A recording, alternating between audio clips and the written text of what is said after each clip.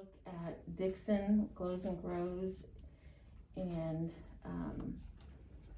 I can start Yes. with, I mean, I know that there was a little bit of a transition issue because of the sub, but the kids did come in.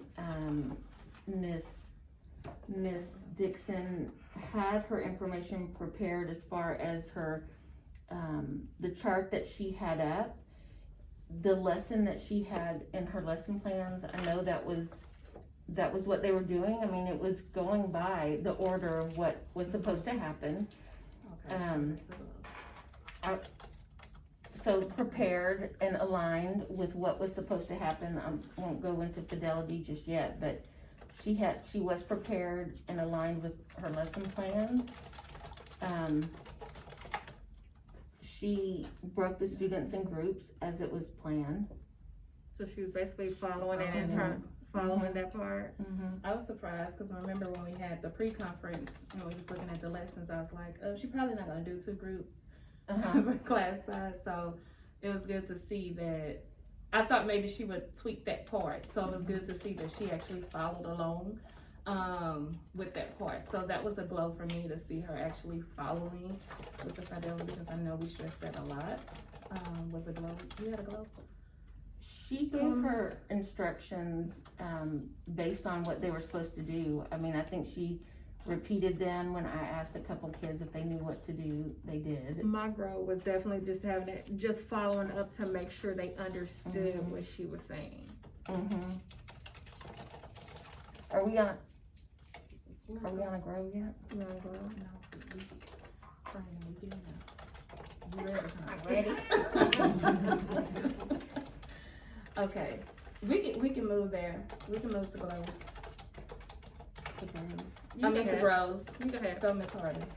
Well, I just that was so much oral for the kids. I was like wondering if, when she was talking about paraphrasing and don't confuse it with a paragraph, I thought maybe we could, when she said it doesn't have to be long, just brief, could we have had an exemplar there, just a brief show of, okay, this is what it looks like, it's not long, just to give the kids some sort of idea of what they were supposed to produce. Because, I mean, that's what I'm talking about, the timing. We saw her setting up a lesson and giving instructions. It wasn't very meaty as far as content. It was the setup. But keep in mind, that was the end of the unit, and so they're getting ready to go into a new unit. So in looking at it, how much content was actually getting ready to be, that we were gonna see when it's the end of the unit. So I think that's another thing to also keep in mind, like when we're going in there, knowing that, okay, this is wrapping up, what they've been teaching during the week. So Now, one thing I want to say for Grow is, like, yes, she was following the CKLA setup part, the beginning part, but after they had transitioned into that group, she missed that vocabulary part. She sent them into that independent time before she finished her explicit part. she just said you could use them. Right. She said they're up on the board. You can use them in your Right. information. I know I wrote that down, or I typed that in. I mean, so she did reference it, but it was still surface, I think. The vocabulary part.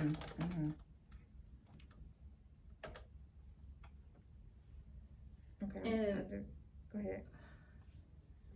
I guess a part before they got into their groups is that check for understanding too. About, because they was getting ready to do the 3 parts, the cause, action, and outcomes.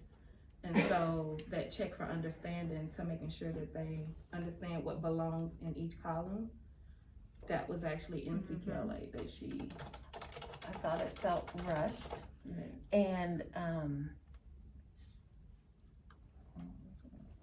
Well, based on all these girls, like, honestly, and thinking about what we've been doing, the work is like, this exemplar is the hit for me.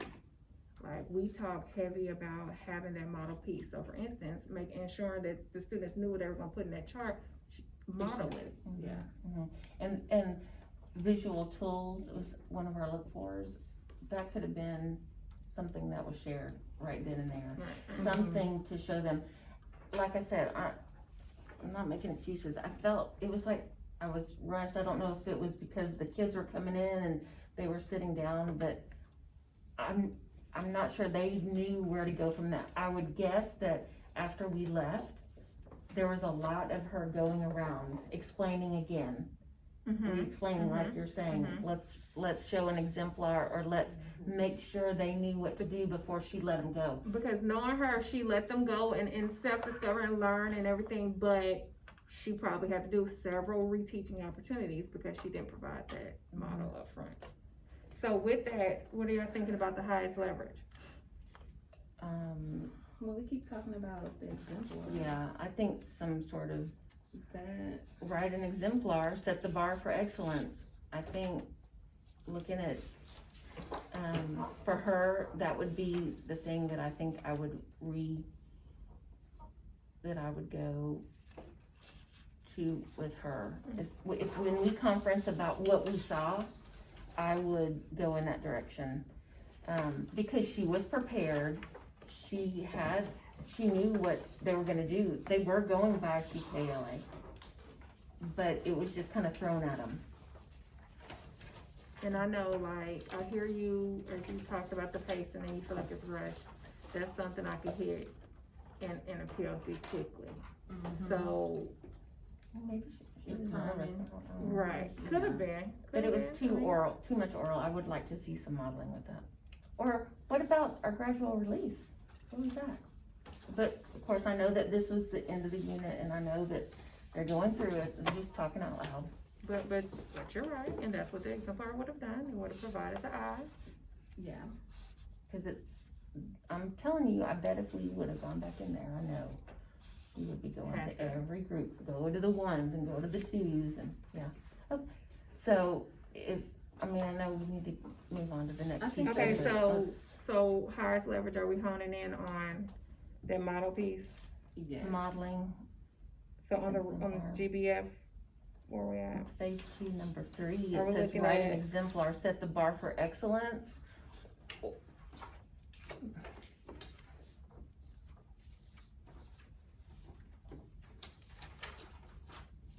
That's where I would leave with that. Because I want to, I'm dying to get to my 2nd grade. Okay, so what I'm number are burning to you? get to her. What number are you looking at? Under rigor, Number 3. write the exemplar under independent practice right here. I mean, that's just where I think it would land. If I was to talk to her, I would say you're throwing all that at the kids and they're. Phase 2, I was about to say, why your rubric different than mine? You said phase. Oh, I was I'm about to sorry. say, wait a Oh, it's minute. number 3. It's number 3, that's why. Oh, okay, you threw me off.